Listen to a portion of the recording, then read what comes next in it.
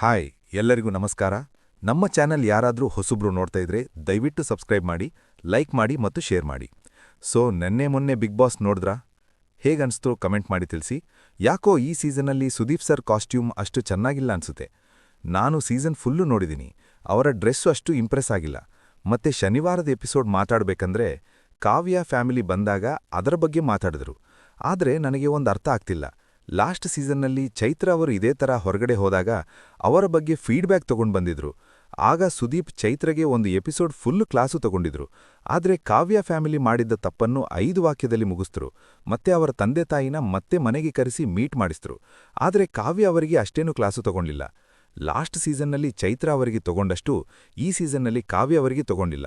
ಮತ್ತೆ ಮುಂದಿನ ವಿಚಾರ ಅಂದ್ರೆ ಅಶ್ವಿನಿ ಮತ್ತೆ ಗಿಲ್ಲಿ ಅವರ ಗಲಾಟೆ.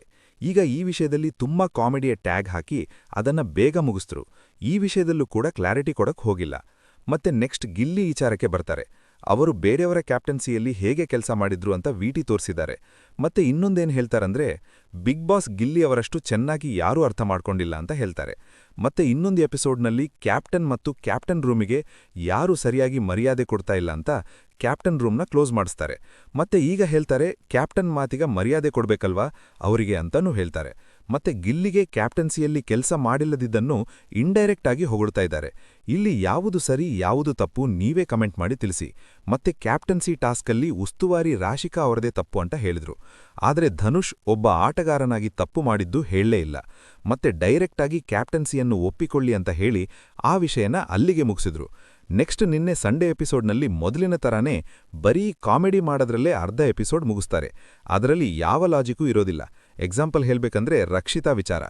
ರಕ್ಷಿತಾ ಹೇಳಿದ್ದೇ ಒಂದು, ಇವರದನ್ನ ಗಿಲ್ಲಿ ಕಡೆ ಕಾಮಿಡಿಯಾಗಿ ತಿರುಗಿಸಿದ್ರು. ಮತ್ತೆ ಗಿಲ್ಲಿ ಅವರಿಗೆ ಕೇಳ್ತಾರೆ, ಕಾವ್ಯ ಫ್ಯಾಮಿಲಿ ಬಂದಾಗ ನಿಮ್ಮ ಮನಸ್ಸಲ್ಲಿ ಏನು ಓಡ್ತಾ ಇತ್ತು ಅಂತ. ಅದಕ್ಕೆ ಗಿಲ್ಲಿ ಕೊಟ್ಟ ಆನ್ಸರ್ ತುಂಬ ಡ್ರಾಮಾ ಅನಿಸ್ತು. ಗಿಲ್ಲಿ ಅವರು ಹೇಳ್ತಿರೋದು ಏನೋ ಜನರನ್ನ ನಗಸಕ್ಕೆ ಸ್ವಲ್ಪ ಡ್ರಾಮಾ ಮಾಡಿ ಹೇಳ್ತಿರೋ ಹಾಗೆ ಎದ್ದು ಕಾಣ್ತಾ ಇತ್ತು. ಮತ್ತೆ ಇದಾದ ಮೇಲೆ ಯಾರಿಗೆ ಯಾರು ಬಗ್ಗೆ ಕೋಪ ಇದೆಯೋ ಅವರ ಫೋಟೋ ಅಂಟಿಸಿ ಬಾಕ್ಸಿಂಗ್ ಗ್ಲೌಸ್ ಹಾಕ್ಕೊಂಡು ಹೊಡಿಬೇಕು. ಈ ಒಂದು ಟಾಸ್ಕ್ ತುಂಬ ಅತಿರೇಕಕ್ಕೆ ಹೋಯಿತು. ಅಶ್ವಿನಿಯವರು ರಾಶಿಕಾ ಅವರ ಬಗ್ಗೆ ಕೆಲವು ಪದ ಉಪಯೋಗಿಸಿದ್ದು ಸರಿ ಇರಲಿಲ್ಲ. ಮತ್ತೆ ರಕ್ಷಿತಾ ಅವರು ಧ್ರುವಂತ್ ಅವರ ಫೋಟೋ ಅಂಟಿಸಿ ಗುದ್ದಿದ್ದು ತುಂಬ ಓವರ್ ಆಕ್ಟಿಂಗ್ ಅನಿಸ್ತು. ಕೊನೆಗೆ ಸ್ಪಂದನ ಅವರು ಎಲಿಮಿನೇಟ್ ಆಗ್ತಾರೆ. ಸ್ಪಂದನ ಅವರು ತುಂಬಾ ಸೇಫ್ ಗೇಮ್ ಆಡಿದ್ರು ಅನ್ಸುತ್ತೆ. ಅವರ ಜೊತೆ ಇರೋರು ಧನುಷ್ ಮತ್ತು ಕಾವ್ಯ ಕೂಡ ಸೇಫ್ ಗೇಮ್ ಆಡ್ತಾ ಇದ್ದಾರೆ. ಒಬ್ಬರನ್ನೊಬ್ರು ಬಿಟ್ಕೊಡೋದಿಲ್ಲ. ಇದೇ ರೀಸನ್ನಿಂದ ಸ್ಪಂದನ ಔಟ್ ಆದ್ರು ಅನ್ಸುತ್ತೆ. ಇಷ್ಟು ಈ ವಾರದ ವೀಕೆಂಡ್ ಎಪಿಸೋಡ್ ಆಗಿತ್ತು.